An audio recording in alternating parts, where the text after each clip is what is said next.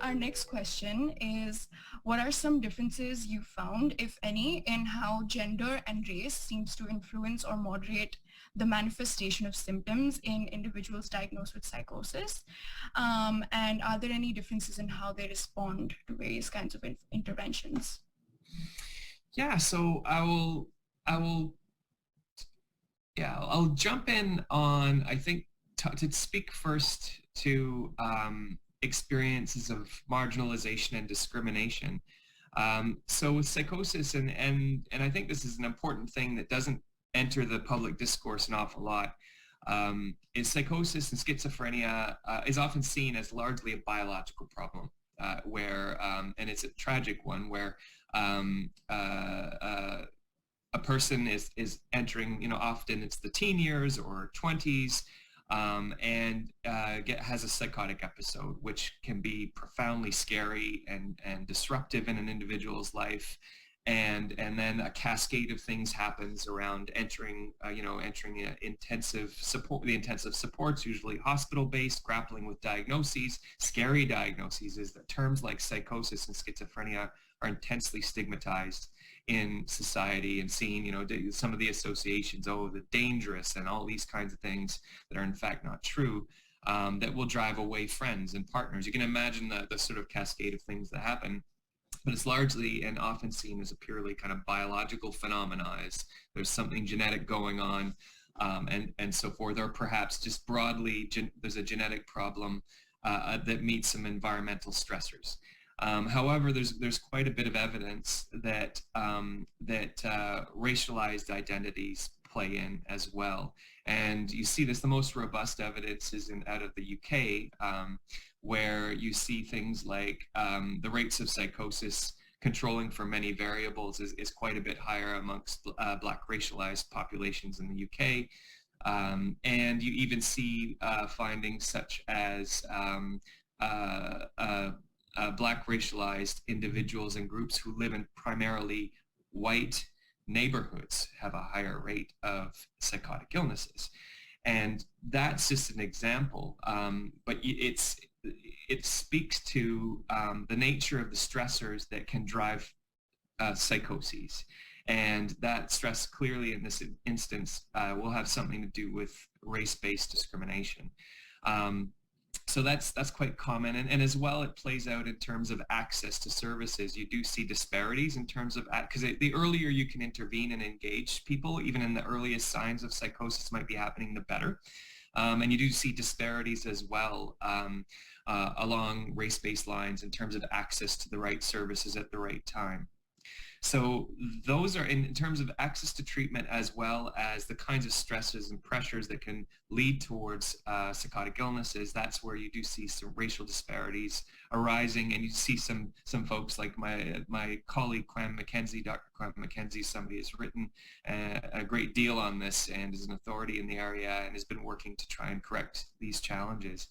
In terms of gender, so everything, of course, is intersectional. So it doesn't tend to play out in buckets. And my qualitative work in this space has suggested, like, for example, individuals who might be 2S LGBTQ plus identified, along with having a diagnosis such as schizophrenia, experience in communities sort of intersectional challenges. You might you might have discrimination based on both of the labels that attend those identities, but you might also run into scenarios where maybe it's safe to be out as having a diagnosis of schizophrenia, but not so safe to be out as 2S LGBTQ+, and vice versa.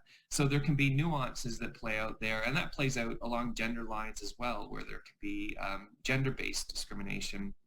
And so I think these are often the challenges that people are having to navigate. And you do see with gender as well, there are some differences in terms of the time in which these illnesses can hit, and with young women tending to be a little bit later.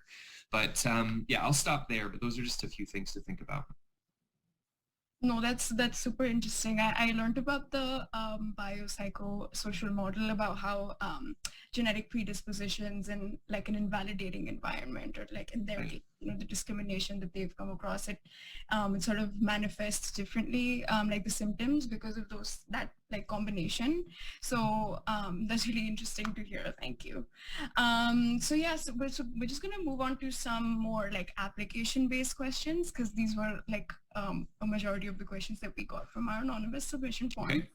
Our first question is, we know that you've like done some research on how we can best support a family member with schizophrenia. And so based on your research, what do you think is the best approach to helping and supporting someone, not even just a family member, but even a friend that you suspect is living with schizophrenia? And what are some practical strategies we can use?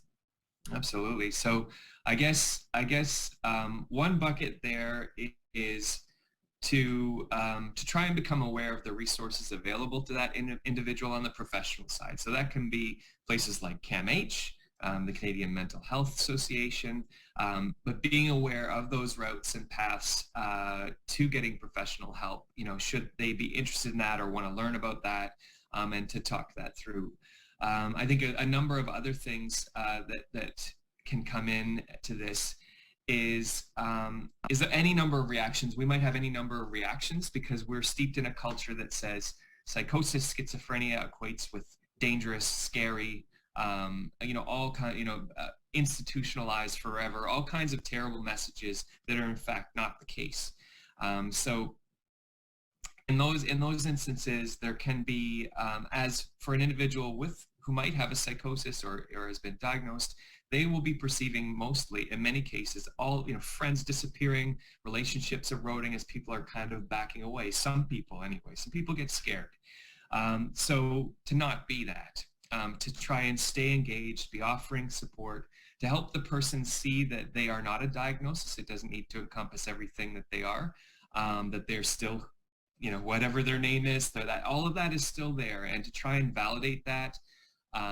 To try and let them know that you will be there with them to support their recovery, and you can be a part of the recovery process, whatever they might need, to be able to stay in touch, to be able to ride some waves, because for many folks, they might have times where they're going through some intense stuff and they can be really hard to engage. You might have times where you can't engage and you're just kind of on the periphery and watching, and that can be really hard. But most of the time, psychoses wax and wane, so there will be chances to re-engage and pick up again, and it really makes a big difference to know that the person is there in the long haul.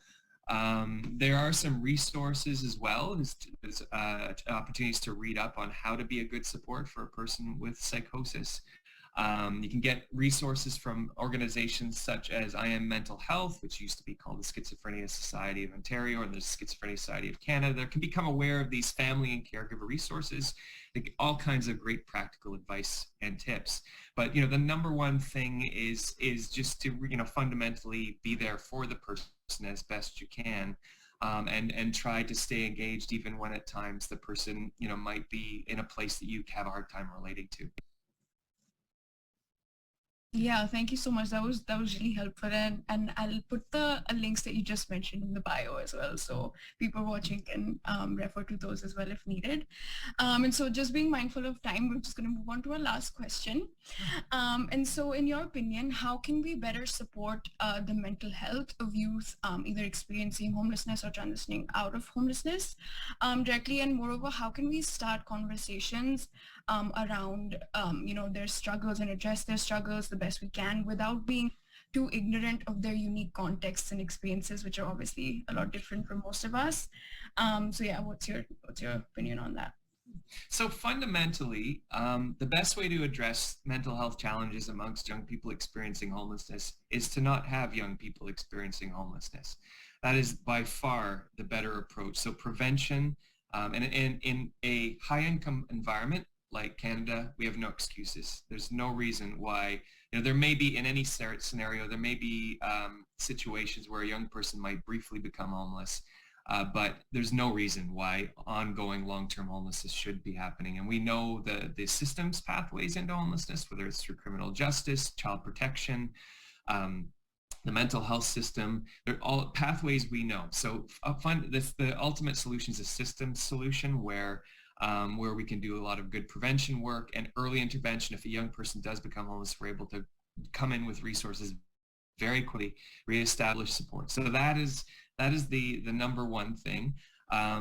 Other approaches I've mentioned, there are many organizations that work in the space. Covenant House and Loft are two examples, organizations I partner with regularly. Is supporting the work of those organizations who can do things like I described, is provide these multi-pronged supports that can help support the mental health of young people experiencing homelessness. We can vote. We can vote for politicians, whether it is like all sectors of government touch this issue, from municipal to federal. We can vote for folks who have a mandate or ask them about their mandates to support impoverished populations, including youth. And I think, and as well, if there are some people watching this who are considering a career in social services, health and or social services, it's a situation where there are psychologists in psychology, for example. I came to this through my research. These are populations who, often we don't talk a lot about in our clinical training. Our clinical training is spinning us in different directions, but to consider a career that, like I did, that it has a hand in this space where there's an opportunity to make a difference. You can also volunteer as well. There are opportunities to volunteer with organizations in this space. But there are chances to get personally involved, and you can get involved as well through donation to organizations that are providing good service. These are the sorts of things, just very quickly, kind of across the board that we can be thinking about. But I'll come back to the main thing, and that is we shouldn't get too distracted by thinking a lot about how we can do better with a population that shouldn't be there in the first place. We've got to get our advocacy act together and look at systems-oriented strategies to not have young people in this scenario. Definitely. And with that, we're going to mark the end of the episode. Thank you so much once again for sharing all your insight and giving, such an amazing overview of your research and starting such important discussions, I think, as well as learning about how we can more cautiously and sensitively approach these topics and apply whatever we've learned. So as for those of you watching, thank you so much for tuning in. If you want to be up to date with our upcoming episodes and learn more about our club in general, we do a lot of stuff. You can follow us on Instagram at UofTMHA. And until then, stay tuned for our next episode. Well, thanks so much for having me, Marina.